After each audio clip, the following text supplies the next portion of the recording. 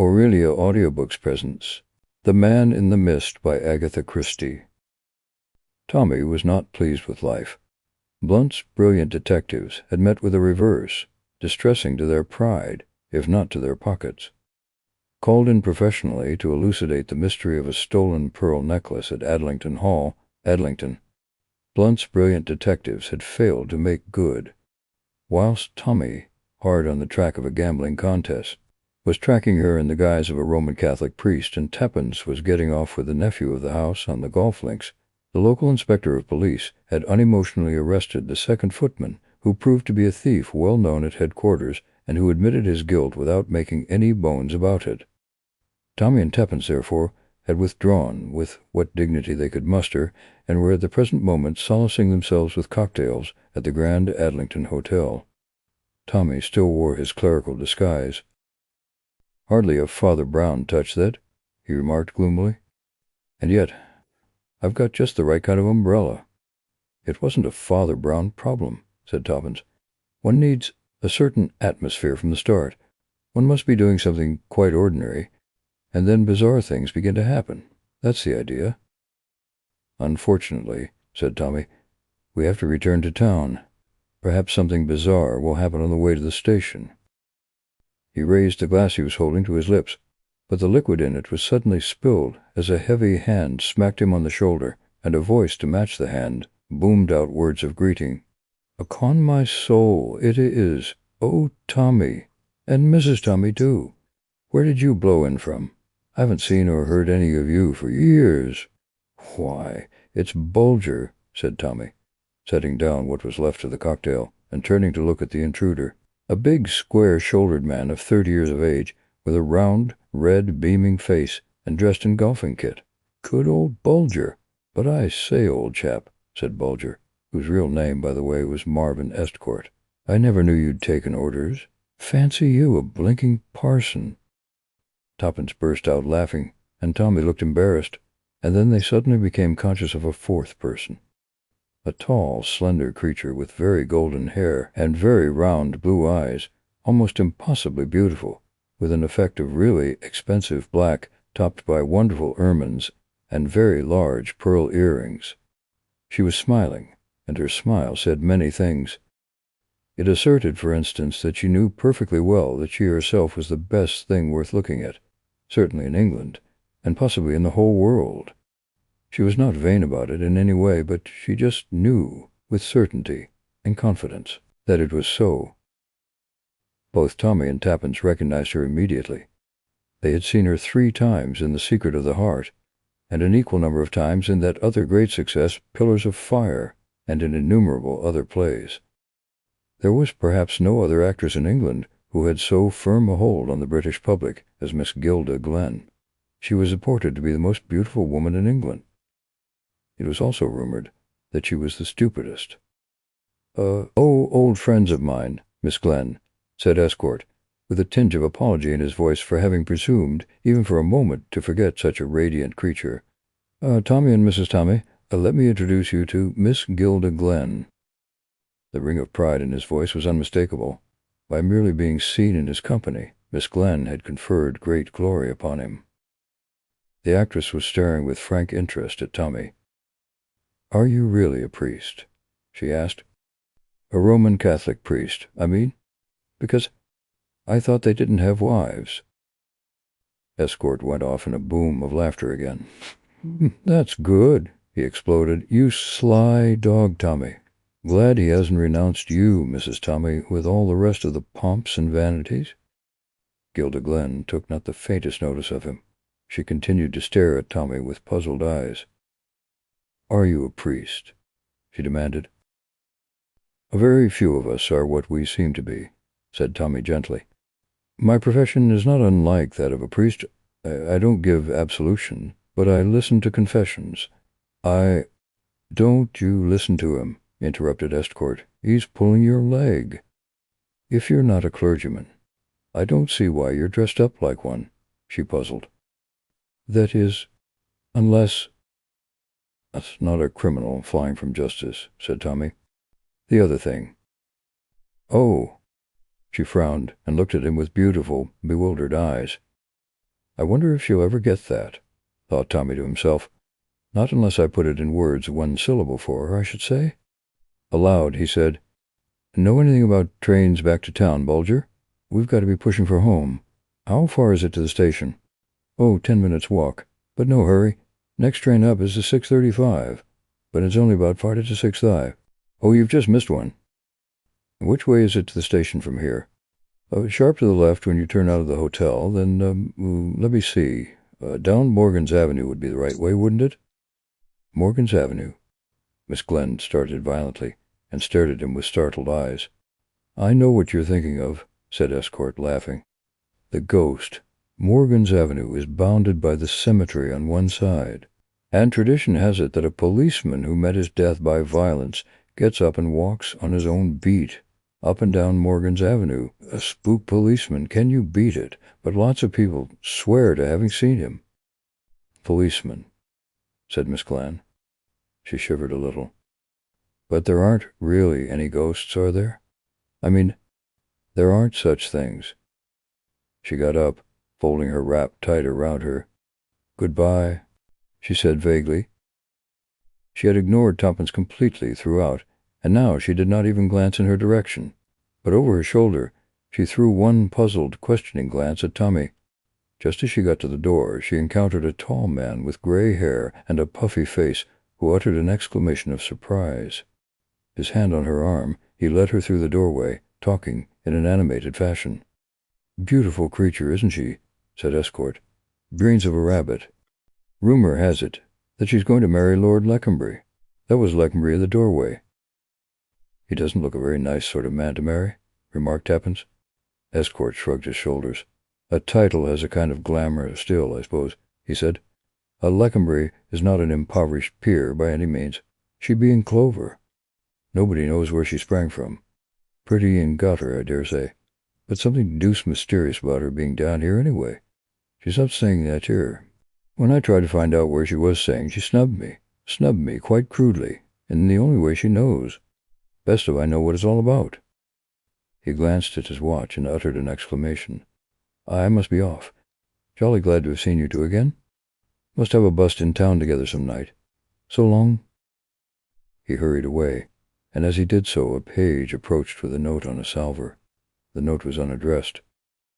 But it's for you, sir, he said to Tommy. For Miss Gilda Glenn. Tommy tore it open and read it with some curiosity. Inside were a few lines written in a straggling, untidy hand. I'm not sure, but I think you might be able to help me. And you'll be going that way to the station. Could you be at the White House, Morgan's Avenue, at 10 minutes past 6? Yours sincerely, Gilda Glenn. Tommy nodded to the page, who departed, and then handed the note to Tappins. Extraordinary, said Tappins. Is it because she still thinks you're a priest? No, said Tommy thoughtfully. I should say it's because she's at last taken in that I'm not one. Hello, what's this? This was a young man with flaming red hair, a pugnacious jaw, and appallingly shabby clothes. He'd walked into the room and was now striding up and down, muttering to himself. Hell, said the red-haired man loudly and forcibly. That's what I say. Hell. He dropped into a chair near the young couple and stared at them moodily.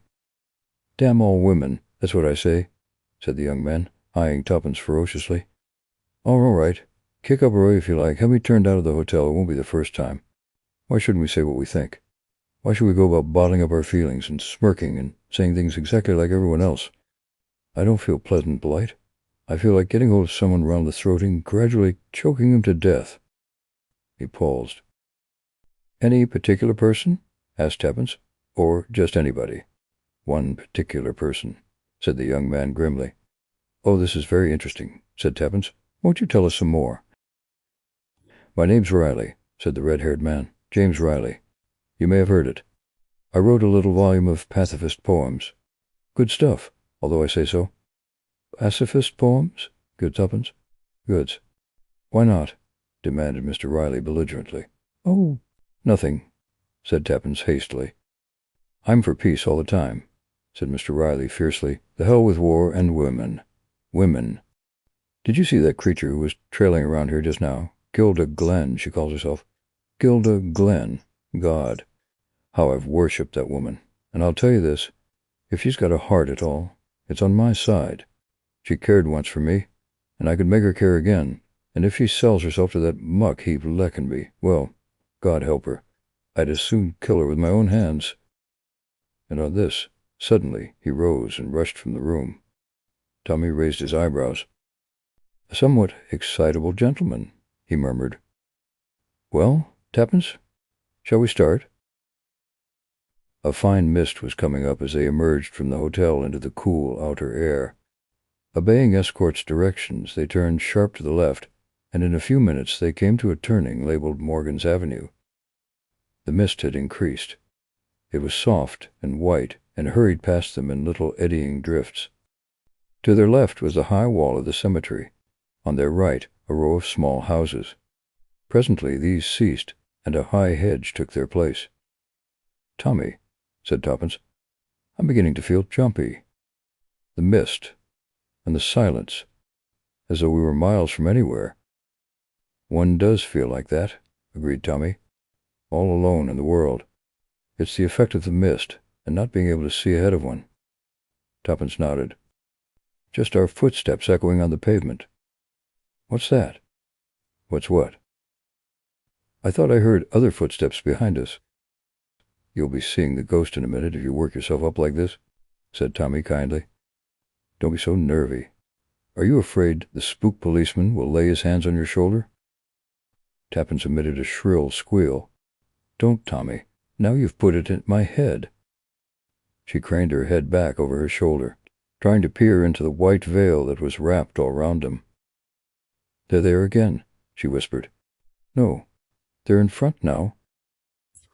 "Tommy, don't say you can't hear them." "I do hear something." "Yes. It's footsteps behind us. Somebody else walking this way to catch the train. I wonder—" He stopped suddenly and stood still, and Tuppence gave a gasp, for the curtain of mist in front of them suddenly parted in the most artificial manner, and there, not 20 feet away, a gigantic policeman suddenly appeared as though materialized out of the fog. One minute he was not there, the next minute he was. So at least it seemed to the rather superheated imaginations of the two watchers. Then, as the mist rolled back still more, a little scene appeared, as though set on a stage. The big blue policeman, a scarlet pillow-box, and on the right of the road the outlines of a white house. "Red, white, and blue," said Tommy. "It's darn pictorial. Come on, Toppins. There's nothing to be afraid of." For, as he had already seen, the policeman was a real policeman, and moreover, he was not nearly so gigantic as he had at first seen looming up out of the mist. But as they started forward, footsteps came from behind them. A man passed them, hurrying along. He turned into the gate of the white house, ascended the steps, and beat a deafening tattoo upon the knocker. He was admitted just as they reached the spot where the policeman was standing staring after him. "There's a gentleman seems to be in a hurry," commented the policeman. He spoke in a slow, reflective voice, as one whose thoughts took some time to mature. "He's the sort of gentleman always would be in a hurry," remarked Tommy. The policeman's stare, slow and rather suspicious, came round to rest on his face. "Friend of yours?" he demanded, and there was distinct suspicion now in his voice. "No," said Tommy. "He's not a friend of mine, but I happen to know who he is. Name of Riley." "Ah," said the policeman. "Well, I'd better be getting along." "Can you tell me where the White House is?" asked Tommy. The constable jerked his head sideways. "This is it. This is Honeycutt's." He paused and added, evidently with the idea of giving them valuable information. "Nervous party. Always suspecting burglars is around. Always asking me to have a look around the place. Middle-aged women get like that." "Middle-aged, eh?" said Tommy. "Do you happen to know if there's a young lady staying there?" "A young lady?" said the policeman, ruminating. "A young lady? No, I can't say I know anything about that. But she may be staying here, Tommy," said Toppins. "And anyway, she may be here yet. She could only have started just before we did." "Oh," said the policeman suddenly. Now that I call it to mind, a young lady did go in at this gate. I saw her. As I was coming up the road, about 3 or 4 minutes ago it might be. With ermine trews on?" asked Tappens eagerly. "She had some kind of white rabbit round her throat," admitted the policeman. Tappens smiled. The policeman went on in the direction from which they had just come, and they prepared to enter the gate of the White House. Suddenly, a faint, muffled cry sounded from inside the house, and almost immediately afterwards the front door opened, and James Riley came rushing down the steps. His face was white and twisted, and his eyes glared in front of him unseeingly. He staggered like a drunken man. He passed Tommy and Tappens as though he did not see them, muttering to himself with a kind of dreadful repetition, "My God! My God! Oh, my God!" He clutched at the gatepost as though to steady himself, and then, as though animated by sudden panic, he raced off down the road as hard as he could go in the opposite direction from that taken by the policeman. Tommy and Tappens stared at each other in bewilderment. "Well," said Tommy, "something's happened in that house to scare our friend Riley pretty badly." Tappens drew her finger absently across the gatepost. "He must have put his hand on some wet red paint somewhere," she said idly. Said Tommy. "I think we'd better go inside rather quickly. I don't understand this business." In the doorway of the house, a white-capped maid-servant was standing almost speechless with indignation. "Did you ever see the likes that now, father?" he burst out as Tommy ascended the steps. "That fellow comes here, asks for the young lady, rushes upstairs without how or by your leave. She lets out a screech like a wild cat, and what wonder, poor pretty dear, and straightway he comes rushing down again with a white face on him like one who's seen a ghost. What will be the meaning of it all?" "Who are you talking with at the front door, Ellen?" demanded a sharp voice from the interior of the hall. "Here's Mrs.," said Ellen, somewhat unnecessarily. She drew back, and Tommy found himself confronting a gray-haired, middle-aged woman with frosty blue eyes imperfectly concealed by pince-nez, and a spare figure clad in black, with bugle trimming. "Mrs. Honeycutt," said Tommy. "I came here to see Miss Glenn." Mrs. Honeycutt gave him a sharp glance, then went on to Tuppence, and took in every detail of her appearance. "Oh, you did you?" she said. "Well, you'd better come inside." She led the way into the hall, and along it into a room at the back of the house facing on the garden. It was a fair-sized room, but looked smaller than it was, owing to the large amount of chairs and tables crowded into it. A big fire burned in the grate, and a chintz-covered sofa stood at one side of it. The wallpaper was a small gray stripe with a festoon of roses around the top. Quantities of engravings and oil paintings covered the walls. It was a room almost impossible to associate with the expensive personality of Miss Gilda Glenn. "Sit down," said Miss Honeycutt. "To begin with, you'll excuse me if I say I don't hold with the Roman Catholic religion. Never did I think to see a Roman Catholic priest in my house. But if Gilda's gone over to the Scarlet Woman, it's only what's to be expected in a life like hers, and I dare say it might be worse. She mightn't have any religion at all. I should think more of Roman Catholics if their priests were married. I always speak my mind. And to think of those convents, quantities of beautiful young girls shut up there, and no one knowing what becomes of them. Well, it won't bear thinking about." The Pisquanicut came to a full stop and drew a deep breath. Without entering upon a defense of the celibacy of the priesthood or the other controversial points touched upon, Tommy went straight to the point. "I understand, Mrs. Honeycutt, that Miss Glenn is in this house. She is. Mind you, I don't approve. Marriage is marriage, and your husband's your husband.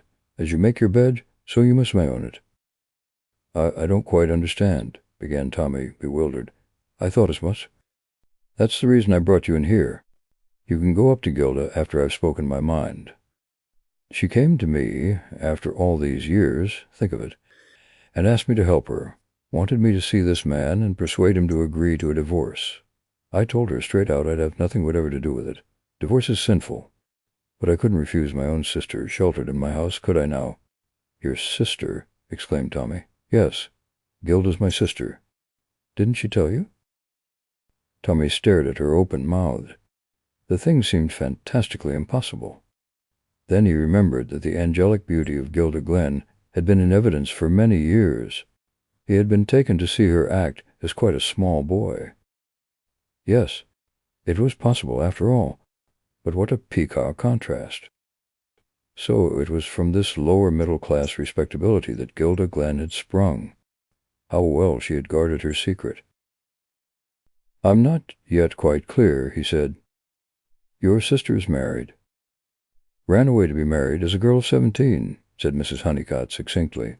"Some common fellow far below her in station, and our father had reverence. It was a disgrace. Then she left her husband and went on the stage, play acting. I've never been inside a theater in my life. I hold no truck with wickedness. Now, after all these years, she wants to divorce the man, means to marry some bigwig, I suppose. But her husband's standing firm, not to be bullied, and not to be bribed. I admire him for it." "What's his name?" asked Tommy suddenly. "Well, that's an extraordinary thing now, but I can't remember. It's nearly 20 years ago, you know, since I heard it. My father forbade it to be mentioned, and I've refused to discuss the matter with Gilda. She knows what I think, and that's enough for her." "It wasn't Riley, was it?" "It might have been. I really can't say. It's gone clean out of my head. The man, I mean, was here just now." "With that man? I thought he was an escaped lunatic. I'd been in the kitchen giving orders to Ellen. I just got back into this room, and was wondering whether Gilda had come in yet. She has a latchkey. When I heard her, she hesitated a minute or two in the hall, and then went straight upstairs. About 3 minutes later, all this tremendous setting began. I went out into the hall, and just saw a man rushing upstairs. Then there was a sort of cried upstairs, and presently Doughty came again, and rushed out like a madman. Pretty goings-on." Tommy rose. "Mrs. Honeycutt, let us go upstairs at once. I am afraid—" "What of? "Afraid that you have no red, wet paint in the house." Mrs. Honeycutt stared at him. "Well, of course I haven't." "That is what I feared," said Tommy gravely. "Please let us go to your sister's room at once." Momentarily silenced, Mrs. Honeycutt led the way. They caught a glimpse of Ellen in the hall, backing hastily into one of the rooms. Mrs. Honeycutt opened the first door at the top of the stairs. Tommy and Tappens entered close behind her. Suddenly she gave a gasp and fell back. A motionless figure in black and ermine lay stretched on the sofa. The face was untouched, a beautiful, soulless face like a mature child asleep. The wound was on the side of the head. A heavy blow with some blunt instrument had crushed in the skull. Blood was dripping slowly onto the floor, but the wound itself had long ceased to bleed. Tommy examined the prostrate figure, his face very white. "So," he said at last, "he didn't strangle her after all." "What do you mean? Who?" cried Mrs. Honeycutt. "Is she dead?" "Oh, yes, Mrs. Honeycutt. She's dead. Murdered. The question is, by whom? Not that it is much of a question. Funny, but all his ranting words, I didn't think the fellow had got it in him." He paused a minute, then turned to Tappens with decision. "Will you go out and get a policeman, or ring up the police station from somewhere?" Tappens nodded. She, too, was very white. Tommy led Mrs. Honeycutt downstairs again. "I don't want there to be any mistake about this," he said. "Do you know exactly what time it was when your sister came in?" "Yes, I do," said Mrs. Honeycutt, "because I was just setting the clock on 5 minutes, as I have to do every evening. It loses just 5 minutes a day. It was exactly 8 minutes past 6 by my watch, and that never loses or gains a second." Tommy nodded. That agreed perfectly with the policeman's story. He had seen the woman with the white furs go in at the gate. Probably 3 minutes had elapsed before he and Tappens had reached the same spot. He had glanced at his own watch then, and had noted that it was just 1 minute after the time of their appointment. There was just a faint chance that someone might have been waiting for Gilda Glenn in the room upstairs, but if so, he must still be hiding in the house. No one but James Riley had left it. He ran upstairs and made a quick but efficient search of the premises, but there was no one concealed anywhere. Then he spoke to Ellen. After breaking the news to her, and waiting for her first lamentations and invocations to the saints to have exhausted themselves, he asked a few questions. Had anyone else come to the house that afternoon asking for Miss Glenn? No one whatsoever. Had she herself been upstairs at all that evening? Yes, she had gone up at 6 o'clock as usual to draw the curtains. Or it might have been a few minutes after 6. Anyway, it was just before that wild fellow came breaking the knocker down. She'd run downstairs to answer the door. And him a black-hearted murderer all the time. Tommy let it go at that. But he still felt a curious pity for Riley, an unwillingness to believe the worst of him. And yet there was no one else who could have murdered Gilda Glenn. Mrs. Honeycutt and Ellen had been the only two people in the house.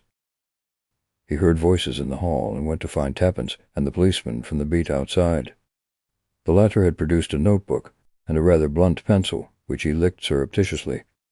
He went upstairs and surveyed the victim stolidly, merely remarking that if he was to touch anything, the inspector would give him beans. He listened to all Mrs. Honeycutt's hysterical outbursts and confused explanations, and occasionally he wrote something down. His presence was calming and soothing. Tommy finally got him alone for a minute or two on the steps outside ere he departed to telephone headquarters. "Look here," said Tommy. "You saw the deceased turning in at the gate, you say. Are you sure she was alone?" "Oh, she was alone, all right. Nobody with her." "And between that time and when you met us, nobody came out of the gate?" "Not a soul." "You would have seen them if they had." "Well, of course I should." "Nobody came out till that wild chap did." The majesty of the law moved portentously down the steps and paused by the white gatepost, which bore the imprint of a hand in red. "Kind of amateur he must have been," he said pityingly, "to leave a thing like that." Then he swung out into the road. It was the day after the crime. Tommy and Tappens were still at the Grand Hotel, but Tommy had thought it prudent to discard his clerical disguise. James Riley had been apprehended and was in custody. His solicitor, Mr. Marvel, had just finished a lengthy conversation with Tommy on the subject of the crime. "I never would have believed it of James Riley," he said simply. "He's always been a man of violent speech, but that's all." Tommy nodded. "If you disperse energy in speech, it doesn't leave you too much over for action. What I realize is that I shall be one of the principal witnesses against him. The conversation he had with me just before the crime was particularly damning, and in spite of everything, I like the man. And if there was anyone else to suspect, I should believe him to be innocent." "What's his own story?" The solicitor pursed his lips. "He declares that he found her lying there dead, but that's impossible, of course. He's using the first lie that comes into his head, because if he happened to be speaking the truth, it would mean that the garrulous Mrs. Honeycutt committed the crime, and that is fantastic. Well, yes, he must have done it. But the maid heard her cry out, remember?"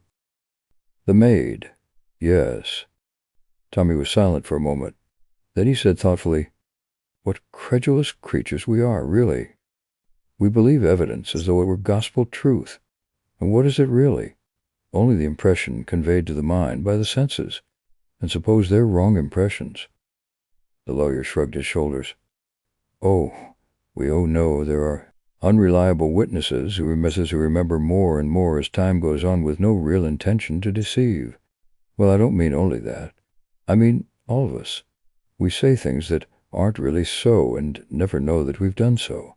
For instance, both you and I, without doubt, have said, some time or other, 'There's the post,' when what we really meant was that we'd heard a double knock and the rattle of the letterbox. 9 times out of 10 we'd be right, and it would be the post.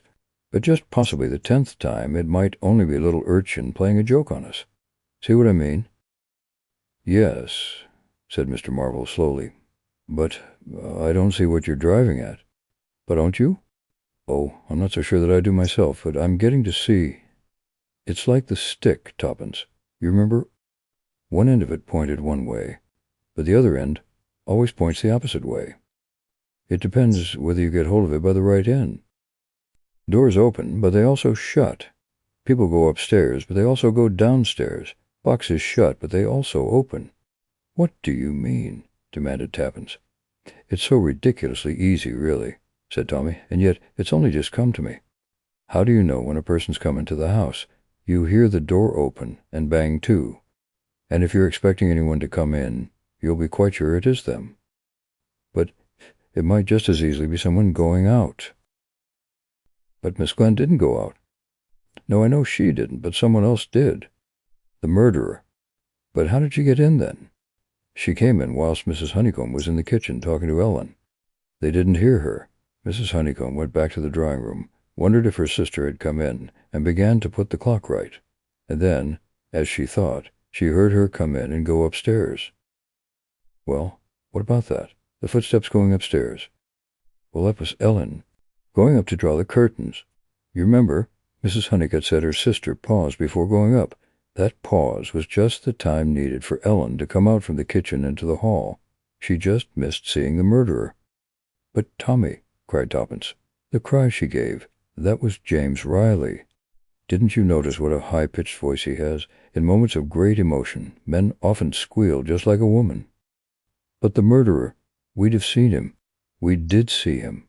We even stood talking to him. Do you remember the sudden way that policeman appeared? That was because he stepped out of the gate just after the mist cleared from the road. It made us jump, don't you remember? After all, though we never think of them as that, policemen are men, just like any other men. They love and they hate. They marry. I think Gilda Glenn met her husband suddenly, just outside that gate, and took him in with her to thrash the matter out. He hadn't Riley's relief of violent words, remember? He just saw red. And he had his truncheon handy. The end. Thank you very much for watching. Please don't forget to subscribe our channel for more videos.